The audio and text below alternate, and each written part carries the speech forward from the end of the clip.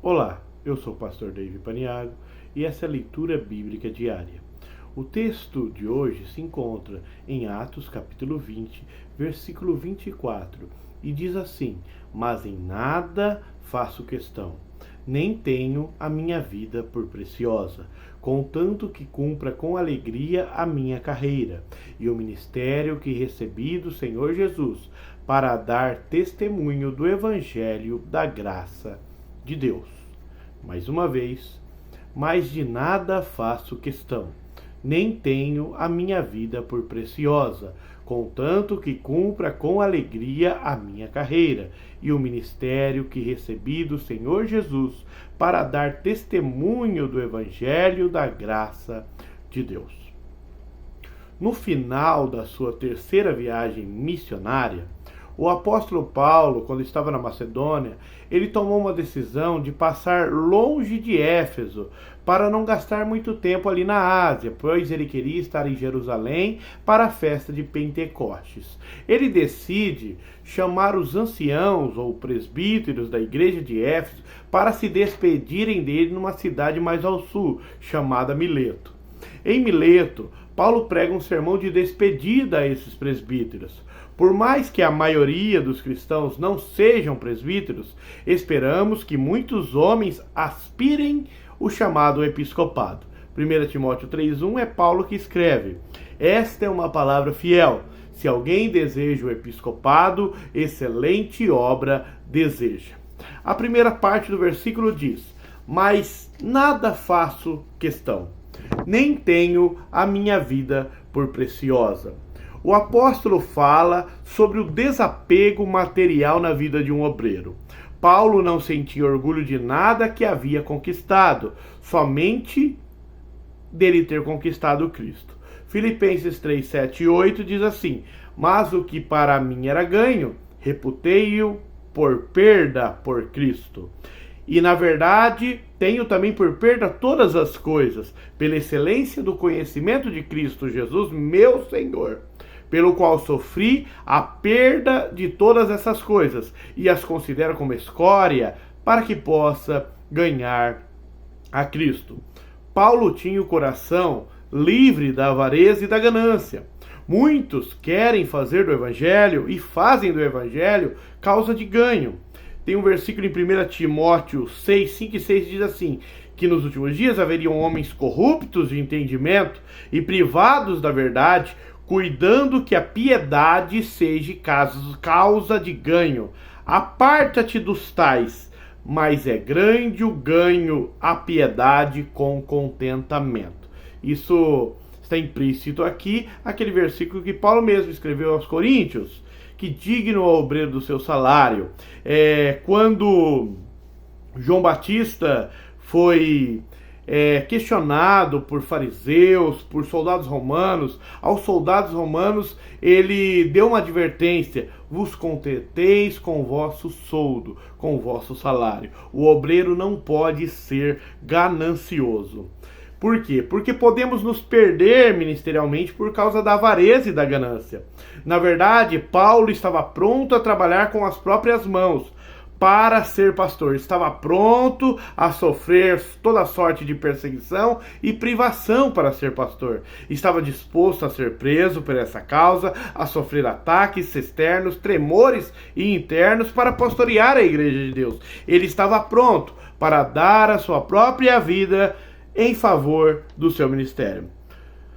A vida de Paulo mostra o desprendimento das coisas materiais e a plena dependência em Deus são características inegociáveis, ou devem ser características inegociáveis, de todo o obreiro cristão. Segunda parte do versículo: contanto que cumpra com alegria a minha carreira. Paulo diz que a única questão que o preocupa era cumprir a comissão que o Senhor lhe deu. A Bíblia chega a dizer: ser fiel até a morte. Quando Paulo estava passando o bastão para seu filho Timóteo, antes de enfrentar seu famoso martírio, ele relembra como havia sido sua vida. E ele diz essas palavras: combati o bom combate, completei a carreira, guardei a fé. A vida para Paulo não foi uma vida de vaidades, nem de parque de diversões, mas um combate renhido. O apóstolo pode morrer tranquilo porque ele concluiu a sua carreira. Isso era tudo que lhe importava. Deus não livrou Paulo da morte, mas livrou na morte. Está escrito em 2 Timóteo 4,18: E o Senhor me livrará de toda má obra e guardar-me-á para o seu reino celestial, a quem seja a glória para todos sempre. Amém.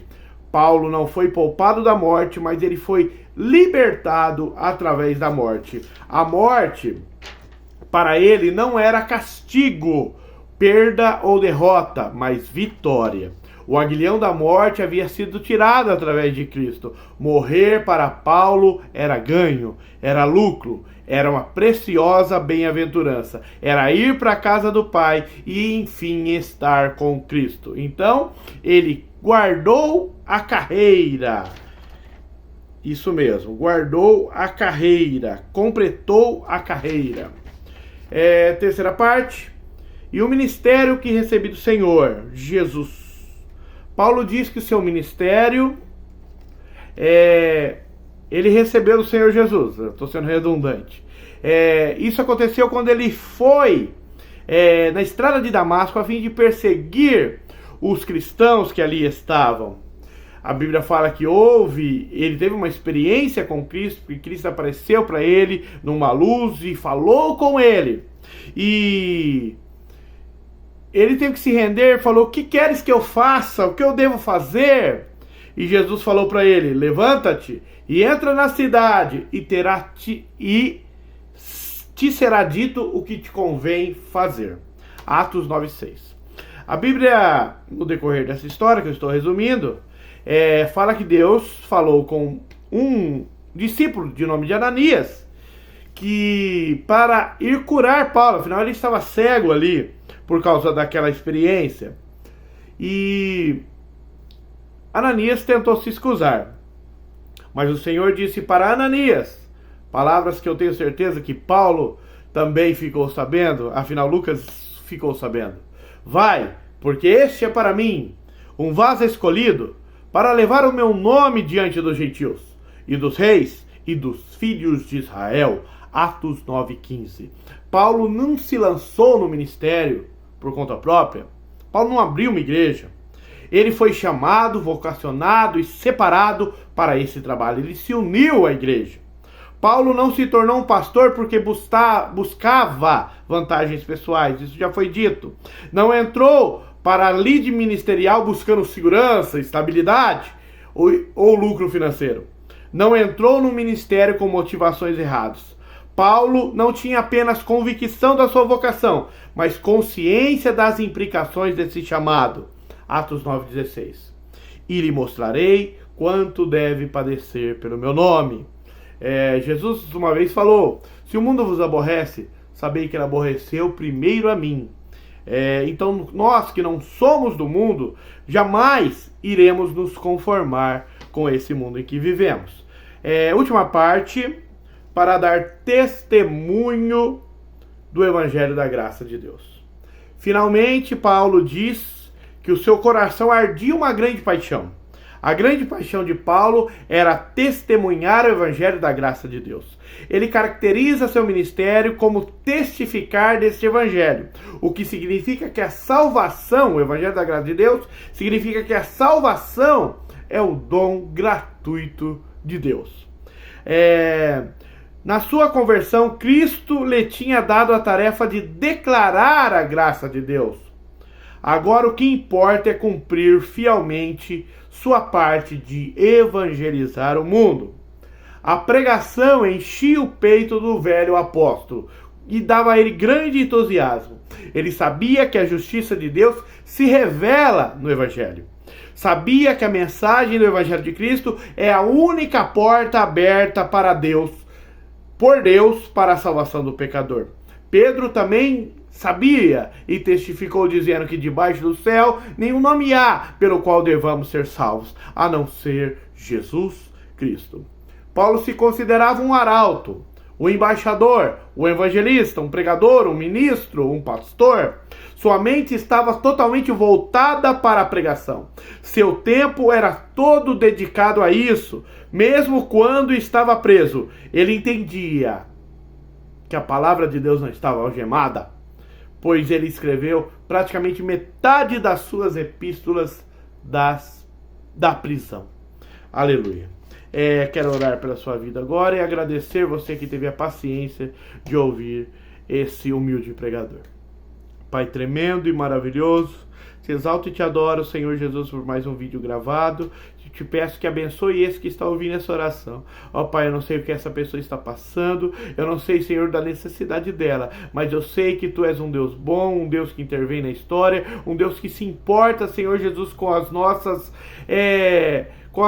preocupações. Ó Pai Santo e maravilhoso, que serve a dar refrigério a cada um. Te pedimos, Senhor, que também nós que somos ministros do Senhor, nós que somos obreiros do Senhor, tenhamos, Senhor Jesus, ao menos parecido essa consideração que o apóstolo Paulo tinha por sua palavra, pelo teu ministério. Pai Santo e maravilhoso, desperta-nos para um bom combate, para que possamos não nos acovardar, Senhor, de anunciar o evangelho da tua graça.